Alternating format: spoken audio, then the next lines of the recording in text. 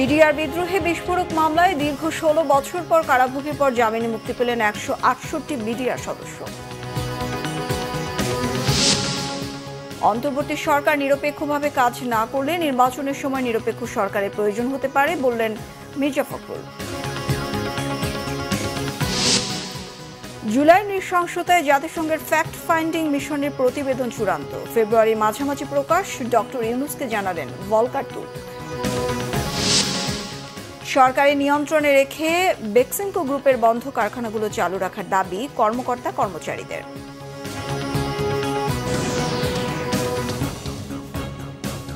দেখছিলেন ground cement সংবাদ শিরোনাম, এবার বিস্তারিত। দীর্ঘ ১৬ বছর পর গাজীপুর কেন্দ্রীয় কারাগার সহ কাশিমপুর ও ঢাকার কেরানীগঞ্জ কারাগার থেকে মুক্তি পাচ্ছেন বিডিআর বিদ্রোহী বিস্ফোরক আইনের মামলায় জামিন পাওয়া ১৬৮ বিডিআর সদস্য। মুক্তি পাওয়া বিডিআর জওয়ানদের ফেরত পেয়ে আবেগাপ্লুত হয়ে পড়েছেন পরিবারের সদস্যরা। প্রতিনিধিদের পাঠানো তথ্য ছবিতে ডেস্ক রিপোর্ট। বৃহস্পতিবার ঢাকা কেন্দ্রীয় কারাগার থেকে মোট ৪১ জন, কাশিমপুর ১ থেকে ২৬ জন, কাশিমপুর ২ থেকে ৮৯ জন, কাশিমপুর হাই সিকিউরিটি থেকে ১২ জন সহ মোট ১৬৮ জনকে মুক্তি দেয়া হয়। ৭ সালে জুলাই মাসের ৮ তারিখে চাকরিতে ভর্তি আসছে। চাকরি ২ বছরের মাথায় আজকে ১৬ বছর জেল খাটলাম। জীবন শেষ হয়ে গেছে, মানে যেটা ক্ষতি হয়েছে এটা কোনো কিছু পোষানোর মতো না। আমার ফ্যামিলি ধ্বংস হয়ে গেছে। আজকে ১৬ বছর ছেলে জেলে, আর এই ঢাকা এই জেলখানা আইসা যায় যা আছে ওর তো সব শেষ করে নিয়েছি। এখন ছেলে আমার হেল্প করার জন্য চাকরিতে ঢুকছিল, ১ বছর চাকরি ১৬ বছর জেল। আমার কোনো অভিযোগ ছিল না, আমার একসাথে সবার ৩৫০ একসাথে ধরে মাসের ২২ তারিখ আসলে আমার ১৬ বছর একদিন। আলহামদুলিল্লাহ, আল্লাহর কাছে অশেষ রহমত, শুকরিয়া। যখন ৩ মাসের ছোট বাচ্চাটাকে আমি ওর মায়ের কোলে দিয়ে যাই, তখন আমি ইনশাল্লাহ তাকে বলে গেছিলাম আমি কোনো অপরাধ করি নাই, ইনশাল্লাহ আমি আবার ফেরত আসবো। তাদের অবশ্যই বিচার আমি চাচ্ছি। আমরা ১৬ বছর চেয়ে আসছি। কয়েকদিন চাকরি, মাত্র ৩ বছর। এই চাকরি বিনিময়ে আমরা কিছু জানি নাই, বুঝি নাই। মাঝখানে আমরা ১৬ বছর কি জেলখানা অতিবাহিত করলাম। কষ্টের বলে কোনো শেষ ছিল না। ক্ষতিপূরণটা চাচ্ছি যাতে আমরা পেনশন পাইতে পারি। মানে ১৬ বছরের মানে জীবনের যে অতিবাহিত হয়ে গেছে এটা তো আর ফেরত দিতে কেউ পারবে না। পারবেন আপনারা? পারবেন না। আমাদের অনেক সাথী ভাই জেলখানে এখনো হুইল চেয়ারে আছে, এখনো ক্রেসনি হাটে, তাদের মুক্তির জন্য অনুরোধ করছি। ফেসিস সরকার আমলে একটা মিথ্যা মামলা দিয়ে আমাদেরকে ১৬ বছর আমাদেরকে জেলে আটকে রাখা হয়েছে। আমরা নিরপরাধ ছিলাম। আমরা এখন চাই, আমরা প্রথমে আমি বলতে চাই যে এই ছাত্র আন্দোলনের মাধ্যমে, এই বৈষম্যবিরোধী ছাত্র আন্দোলনের মাধ্যমে যাদের দ্বারা আমরা মুক্ত হয়েছি, সেই ছাত্র সকল শহীদ ভাইদেরকে আমি আমার গভীর শ্রদ্ধা জানাই। যাদের কারণে কাছে তাদেরকে যেন সাজা দেব। গাজীপুরের কাশিমপুর কেন্দ্রীয় কারাগার থেকে বৃহস্পতিবার মুক্তি পান ১২৬ জন। পরিবারের বন্দী সদস্যের মুক্ত জীবনে স্বাগত জানাতে জড়ো হন তাদের স্বজনরা। জামিন পাওয়া ব্যক্তিদের কাগজপত্র পরীক্ষা করে একে একে মুক্তি দেয়া হতে থাকে তাদের। দীর্ঘদিন পর মুক্তির স্বাদ পান এক সময়ের সৈনিকরা। কারা ফটকে তৈরি হয় আবেগঘন পরিবেশ। ২০০৯ সালের ২৫ ও ২৬ ফেব্রুয়ারি ঢাকার পিলখানায় বিডিআর সদর দপ্তরে সংঘটিত বিদ্রোহে নিহত হন ৫৭ সেনা কর্মকর্তা সহ ৭৪ জন। ওই ঘটনায় করা হত্যা মামলার রায়ে ১৫২ জনের ফাঁসি, ১৬০ জনের যাবজ্জীবন ও ২৫৬ জনকে বিভিন্ন মেয়াদে কারাদণ্ড দেয়া হয়। খালাস পান ২৭৮ জন। Bangla Vision news desk. দর্শক, নিয়ে যাব কেরানীগঞ্জ কেন্দ্রীয় কারাগারের সামনে, যেখানে এই মুহূর্তে রয়েছেন বিশেষ প্রতিনিধি জিয়া খান। জিয়া, এ পর্যন্ত কতজন বিডিআর সদস্য মুক্তি পেয়েছেন আপনি জেনেছেন, আর তাদের স্বজনদের প্রতিক্রিয়াও জানাবেন।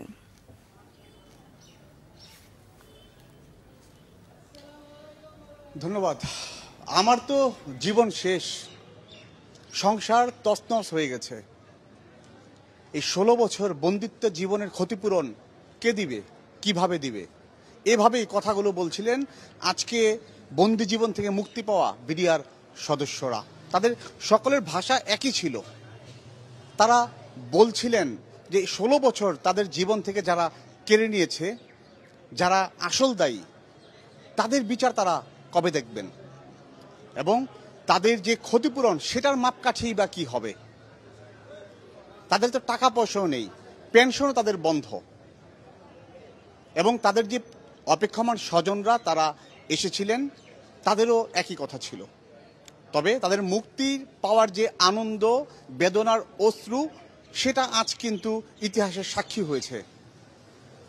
এবং তাদের জন্য অপেক্ষমান স্বজনরা সকলের হাতে ছিল ফুল, ফুলের মালা। তারা সেই ফুল দিয়ে তাদের সে প্রিয়জন, যে মানুষটি এত বছর বন্দী ছিলেন, তাদেরকে বরণ করে নিয়েছেন। এবং মুক্তি পাওয়া যারা আজকে বিডিআরের প্রত্যেকটি সদস্য, তারা অশ্রুসিক্ত ছিল। তারা যে নিরপরাধভাবে আজকে এতগুলো বছর বন্দি জীবন কাটিয়েছেন, সেই জীবনটা যে কতটা অমানবিক ছিল তা তারা আজকে আমাদের মাধ্যমে কিছুটা হলো বর্ণনা করেছেন। তো বিপাশা, এইসব কথা তাদের ছিল, যা আমরা আপনার মাধ্যমে দর্শকদের কিছুটা শোনালাম। এবং আজকে 168 জন সদস্য খালাস পেয়েছেন এবং এই ঢাকা কেন্দ্রীয় কারাগার কেরানীগঞ্জ থেকে 41 জন মুক্তি পেয়েছেন। বাকি যে 127 জন, তারা কাশিমপুর কারাগার থেকে মুক্তি পেয়েছেন। ইতিমধ্যে আমরা যতটুকু জানতে পেরেছি, তাদের খালাস যে তারা ইতিমধ্যে তারা কারাগার থেকে বের হয়েছেন।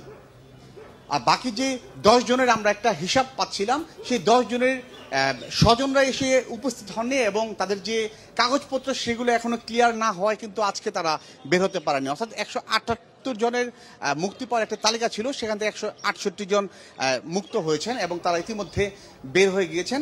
এবং তারা সকলেই কিন্তু এই কথাটি বারবার উত্থাপন করেছেন যে তারা যেন তাদের যে পেনশন যে সুবিধা, সেটা যেন তারা পান।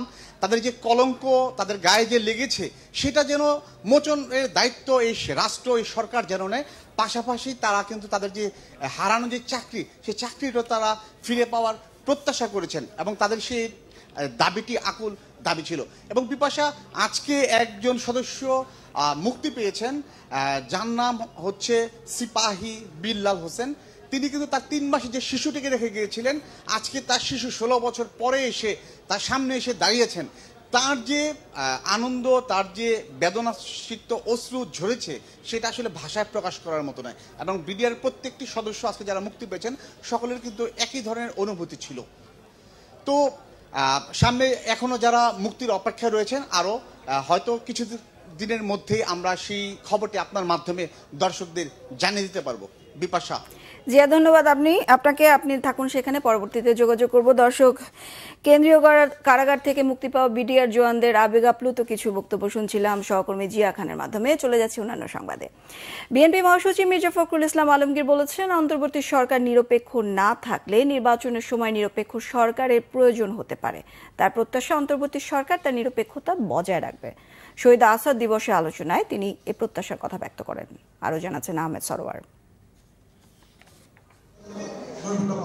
56তম শহীদ আসাদ দিবস উপলক্ষে বৃহস্পতিবার জাতীয় প্রেস ক্লাবে আলোচনা সভা করে শহীদ আসাদ পরিষদ। এতে বিএনপি মহাসচিব মির্জা ফখরুল ইসলাম আলমগীর বলেন, শহীদ আসাদ ইতিহাসের অংশ।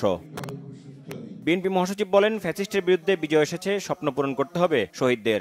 নির্বাচন যেটা থেকে আমরা প্রায় 15 বছর বঞ্চিত, এই নির্বাচনের মাধ্যমে আমাদের জনগণ তারা তাদের প্রতিনিধিকে নির্বাচিত করবার একটা সুযোগ পাবেন।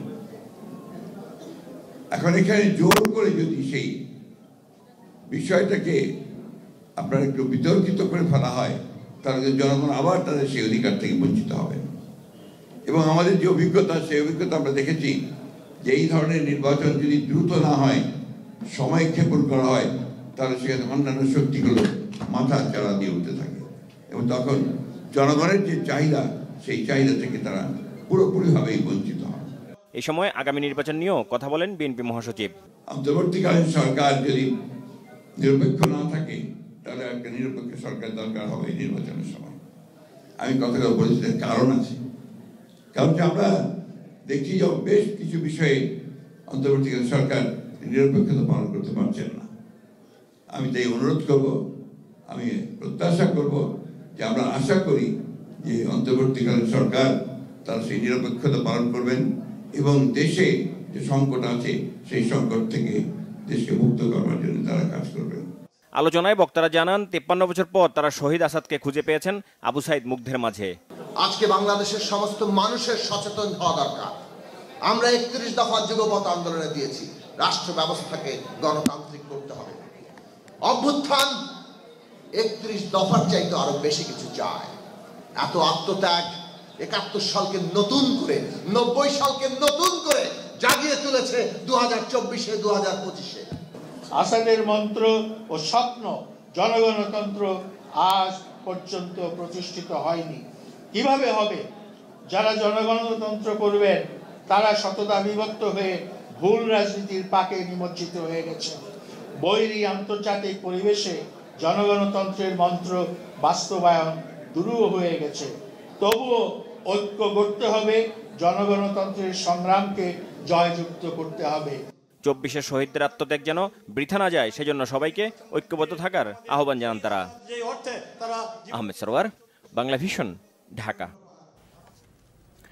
জাতিসংঘের মানবাধিকার বিষয়ক হাই কমিশনার ভলকার তুর্ক বলেছেন, জুলাই আগস্টে অভ্যুত্থানে সংঘটিত নৃশংসতা নিয়ে জাতিসংঘের তথ্যানুসন্ধানী মিশনের প্রতিবেদন চূড়ান্ত পর্যায়ে রয়েছে এবং এটি ফেব্রুয়ারি মাঝামাঝি সময় প্রকাশিত হবে। বুধবার দাভোসের সুইস পর্বত শহরে ওয়ার্ল্ড ইকোনমিক ফোরামের বার্ষিক সম্মেলনের সাইড লাইনে প্রধান উপদেষ্টা অধ্যাপক ডক্টর মোহাম্মদ ইউনূসের সঙ্গে সাক্ষাৎকালে তিনি মন্তব্য করেন। তুর্ক আরও জানান, প্রতিবেদনটি প্রকাশের আগে এটি বাংলাদেশের পক্ষের সঙ্গেও শেয়ার করা হবে এবং এটি জেনেভায় জাতিসংঘের মানবাধিকার কার্যালয় থেকে প্রকাশিত হবে। প্রধান উপদেষ্টা জাতিসংঘ মানবাধিকার প্রধানকে রোহিঙ্গা সংকট সমাধানে সহায়তার জন্য আহ্বান জানান, যা সাম্প্রতিক মাসগুলোতে মিয়ানমার থেকে কয়েক হাজার নতুন শরণার্থীর আগমনের কারণে আরও খারাপ হয়েছে। তুর্ক পূর্ণ সমর্থনে আশ্বাস দিয়ে জানান, তিনি এই বিষয়ে জাতিসংঘে মিয়ানমারের বিষয়ক বিশেষ দূত জুলি বিশপ সহ সংশ্লিষ্ট অংশীদারদের সঙ্গে আলোচনা করছেন।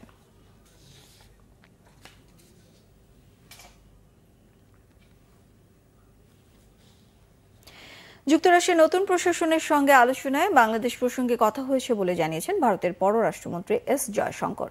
বৈঠক করেছেন নয়া মার্কিন পররাষ্ট্রমন্ত্রী মার্কো রুবিওর সঙ্গে। গত 20 জানুয়ারি ডোনাল্ড ট্রাম্পের প্রেসিডেন্ট হিসেবে অভিষেক আয়োজন আর 4 দেশের জোট কোয়াডের পররাষ্ট্রমন্ত্রী পর্যায়ের বৈঠকে যোগ দিতে যুক্তরাষ্ট্র সফর একাধিক বৈঠকের পর একথা জানান ভারতের পররাষ্ট্রমন্ত্রী এস জয়শঙ্কর। ওয়াশিংটন ডিসিতে জয়শঙ্করের সংবাদ সম্মেলনে প্রশ্নোত্তর পর্বে বাংলাদেশ প্রসঙ্গ উঠে আসে। নানা বিষয়ে বক্তব্য দেওয়ার সময় জানান, মার্কিন প্রশাসনের সঙ্গে আলোচনায় বাদ পড়েনি বাংলাদেশ পরিস্থিতিও। সংবাদ সম্মেলনের ভিডিও নিজের ভেরিফাইড সামাজিক মাধ্যমে পোস্ট করেন তিনি, যা ভারতের পররাষ্ট্র দপ্তরের মুখপাত্র রণধীর জয়সওয়ালও পোস্ট করেছেন। জয়শঙ্কর বাংলাদেশ প্রসঙ্গ টানলেও ট্রাম্প প্রশাসনের সঙ্গে আলোচনায় কি কথা হয়েছে তার ব্যাপারে বিস্তারিত জানাননি।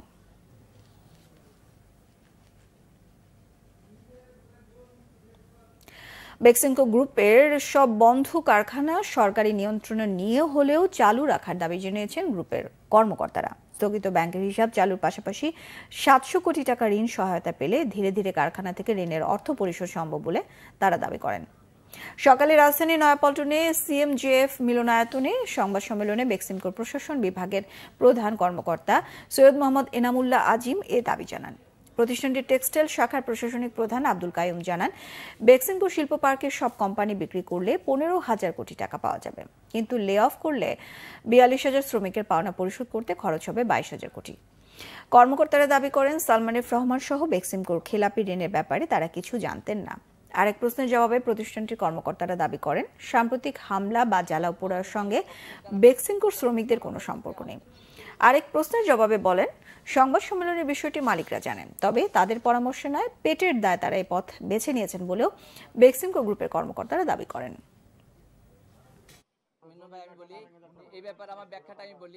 আমরা সরকারের হস্তক্ষেপ চাই। সরকার আমাদের ইন্ডাস্ট্রিয়াল পার্ক বেক্সিমকোটা পুরোটাই তাদের নিয়ন্ত্রণে নিয়ে যাক। আমাদের যে এই যে ওয়ার্কার শ্রমিক কর্মকর্তারা যারা আছি, আমরা যেন আমাদের জবটা থাকে, আমরা যেন কর্ম করে খেতে পারি, এই দাবিটাই শুধু তারা সরকারের কাছে আমরা করতেছি। আমরা গ্যারান্টি এতটুকু দিতে পারি যে আমরা এখন এই টাকা তছরূপ হবে না, আয় থেকে দায় সুদ হবে এবং বাদ বাকি টাকা গভর্নমেন্ট নিয়মিতভাবে পরিশোধ করার একটা সুযোগ পাবে। বাংলাদেশে বিদ্যুৎ রপ্তানি করে প্রায় $40 কোটি কর ফাঁকি দিয়েছে ভারতের আদানি পাওয়ার। সেটির সুরাহা না হতেই বকেয়া পরিশোধে পিডিবিকে চিঠি দিয়েছে আদানি গ্রুপ। বিশেষজ্ঞরা বলছেন, অন্তর্বর্তী সরকার বিদ্যুতের চুক্তিটি সঠিকভাবে পর্যালোচনা করেনি। বকেয়া পরিশোধের বিষয়টি আইনগত হলেও চুক্তির সব বিষয়গুলো খতিয়ে দেখা প্রয়োজন।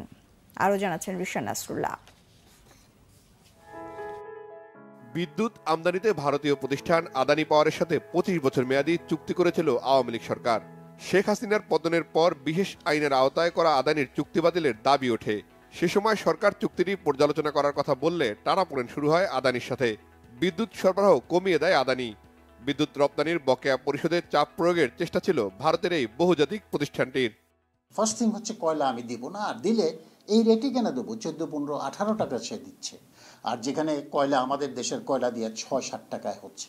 তো এই প্রশ্ন হচ্ছে, এটা তো আগাগোড়াই ওই নীতি। আমাদের দেশে এরকম কোনো শক্তিশালী লোক এখনও আসে নাই, হয়তো আসবে। তাহলে তো আদানির পাওয়ার বলবে যে আমরা তো এটা চুক্তি করছি, থেকে যাবে। থেকে গেলে তো একটা রিনিউয়েবলস তখন তো মার্কেটে ঢুকতে পারবে না, দিবে না আর কি, সরকারই দিবে না। তো প্রশ্ন হচ্ছে এগুলা কেন থাকবে? ফার্স্ট থেকে এগুলা বাতিল করে আমি রিনিউয়েবলস লাগাবো, এটা আমার পলিসি হবে। It should be declared immediately. এখন যেটা দেখা যাচ্ছে সেটা হচ্ছে, মনে হচ্ছে যে আসলে জিনিসটা তো লোকাচুরি হচ্ছে, এবং অন্যদিকে দায়টাও বাড়ছে আস্তে আস্তে। এই দায়টা তো শোধ করতে হবে। আর সারচার্জের যে বিষয়টা, সেটাও স্বাভাবিক, তার কারণ আমরা তো নিশ্চয়ই চুক্তিতে এই সমস্ত ক্লজগুলো রেখে দিয়েছি। এবং আমরা আসলে এই খুব দুঃখজনকভাবে হলেও সত্য যে এই চুক্তিগুলো নিয়ে, যেগুলো অনেক বড় চুক্তি, সেই চুক্তিগুলো নিয়ে আমরা আসলে আলাপ আলোচনা করিনি, জনগণের জন্য তথ্য উন্মুক্ত করিনি। সেইটার বোঝাটাই কিন্তু এখন আমাদের টানতে হচ্ছে। চুক্তির অস্বচ্ছতায় কয়লার দাম, যন্ত্রাংশের ব্যয় ও বিদ্যুৎ বিক্রির অর্থ নিয়ে 9-6 করেছে ভারতীয় কোম্পানিটি। প্রতিষ্ঠানটির $40 কোটি কর ফাঁকির তথ্য পেয়েছে এনবিআর। বিশেষজ্ঞরা বলছেন, চুক্তির বিভিন্ন ধারা পর্যালোচনা করে সেটি বাতিল বা সংশোধনে পদক্ষেপ নেওয়া উচিত অন্তর্বর্তী সরকারের। এই বিদ্যুৎ কেন্দ্র নিশ্চয়ই এমন কিছু হয়তো দিয়েছে কোনো কোনো গোষ্ঠীকে, যেটার কারণে একেবারে প্রায় গোপন রেখে আসলে চুক্তিটা স্বাক্ষর হয়েছে। মানে চুক্তির কোনো ধারা বা কোনো ধরনের কোনো কিছু কিন্তু জনসমক্ষে প্রকাশ পায়নি। কখন মানুষ যে কোনো কিছু গোপন করে, যদি ওর মধ্যে খারাপ কিছু থাকে, তাই না? যদি একেবারে খুব ভালো চুক্তি হয়, তাহলে সেক্ষেত্রে গোপন করার তো কিছু নেই, তাই না? তো সুতরাং এটা হয়ে থাকতে পারে, সেটা তদন্তের বিষয়। এবং কিভাবে হলো, এটা সত্যি সত্যি যদি হয়, তাহলে শাস্তির ব্যবস্থা কি হতে পারে, কারা জড়িত, বাংলাদেশের ভিতরে কেউ আছে কিনা, কার সঙ্গে হলো, কে এই ডিলটা করলো, এবং এই ধরনের কোনো যদি প্রমাণ পাওয়া যায়, তাহলে তখন কিন্তু এই বিদ্যুৎ চুক্তি বাতিল করার জন্য উদ্যোগ নেওয়া যেতে পারে। কারণ তখন কিন্তু এই আইনগত ব্যবস্থা নেওয়াটা অত্যন্ত সহজ হবে। তার কারণ পুরো জিনিসটাই যদি দুর্নীতিগ্রস্ত হয়, তখন কিন্তু আন্তর্জাতিক আদালতে গিয়েও আসলে এই আদানি গ্রুপ কোনোভাবে পার পাবে না। আমি যখন চুক্তি রিভিউ করব, রিভিউতে আমি দেখব যে এটা কি জনগণের পক্ষে গেছে না বিপক্ষে গেছে, এটা দেশের পক্ষে গেছে না বিপক্ষে গেছে, এইগুলো নৈতিক কিনা। ফার্স্ট হচ্ছে আনসলিসিটেড, একজনের কথার সঙ্গে ফ্রেন্ডশিপ। হ্যাঁ ঠিক আছে, আদানি সাহেব বললো আমি এখানে একটা পাওয়ার স্টেশন কয়লা বিদ্যুৎ করবো, ঠিক আছে করেন। এটা তো হইতে পারে না। এইসব অনৈতিক চুক্তিগুলো তুমি কেন রাখছো? এগুলো ফার্স্ট রিভিউ করার কথা, এটা করতে হবে আইনগত। সব কিছু মিলামিশা দেখো এটা কি আমাদের পক্ষে না বিপক্ষে। যদি বিপক্ষে যায়, থ্রো ইট আউট। কিন্তু করতেছে না। তারা আগের কিছু রাখছে, কিছু বাতিল করছে। কেন বাতিল করছে, আবার কেন কিছু রাখছো, এটার তো এক্সপ্রেশন নাই। দেশে পটুয়াখালীর পায়রা বিদ্যুৎ কেন্দ্রের প্রতি টন কয়লার দাম পড়ে $75, রামপাল কেন্দ্রে $80। অন্যদিকে ভারতের ঝাড়খণ্ডে আদানির বিদ্যুৎ কেন্দ্রে কয়লার দাম ধরা হয়েছে $96। রিশান নাসরুল্লাহ, বাংলা ভিশন, ঢাকা। সেনাপ্রধান জেনারেল ওয়াকারুজ্জামান বলেছেন, গত কয়েক বছর ধরে বাংলাদেশ সেনাবাহিনীতে আধুনিক প্রযুক্তি নির্ভর ও যুদ্ধোপযোগী যুদ্ধাস্ত্র সরঞ্জাম সংযোজনের মাধ্যমে বাহিনীর সক্ষমতা বৃদ্ধি পেয়েছে। সকালে চট্টগ্রাম সেনানিবাসের দি ইস্ট বেঙ্গল রেজিমেন্টাল সেন্টারের শহীদ MR চৌধুরী প্যারেড গ্রাউন্ডে ইস্ট বেঙ্গল রেজিমেন্টের 17তম কর্নেল অব দি রেজিমেন্ট অভিষেক অনুষ্ঠানে এসব কথা বলেন সেনাপ্রধান। তিনি বলেন, সেনাবাহিনীর সক্ষমতা আরও বাড়াতে ইঞ্জিনিয়ার্স ডিফেন্স ইন্ডাস্ট্রির কাজ চলমান রয়েছে। রেজিমেন্টের প্রতিটি সদস্য তাদের উপর অর্পিত দায়িত্ব সর্বোচ্চ পেশাদারিত্বের সাথে পালন করবে বলে আশা প্রকাশ করেন জেনারেল ওয়াকারুজ্জামান। এই অনুষ্ঠানের মধ্য দিয়ে কর্নেল অব দি রেজিমেন্ট হিসেবে সেনাপ্রধান সামরিক রীতি অনুযায়ী ঐতিহ্যবাহী ইস্ট বেঙ্গল রেজিমেন্টের অভিভাবকত্ব গ্রহণ করলেন। অনুষ্ঠান শেষে বাহিনীর 37তম বাৎসরিক অধিনায়ক সম্মেলন উদ্বোধন করেন তিনি।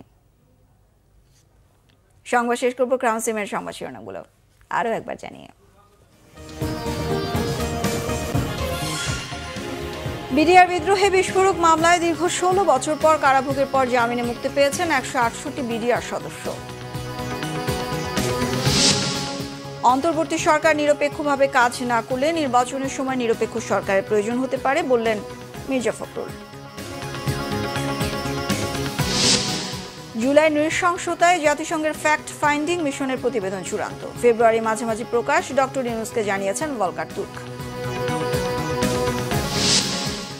সরকারি নিয়ন্ত্রণে রেখে বেক্সিমকো গ্রুপের সব বন্ধ কারখানা চালু রাখার দাবি কর্মকর্তা কর্মচারীদের।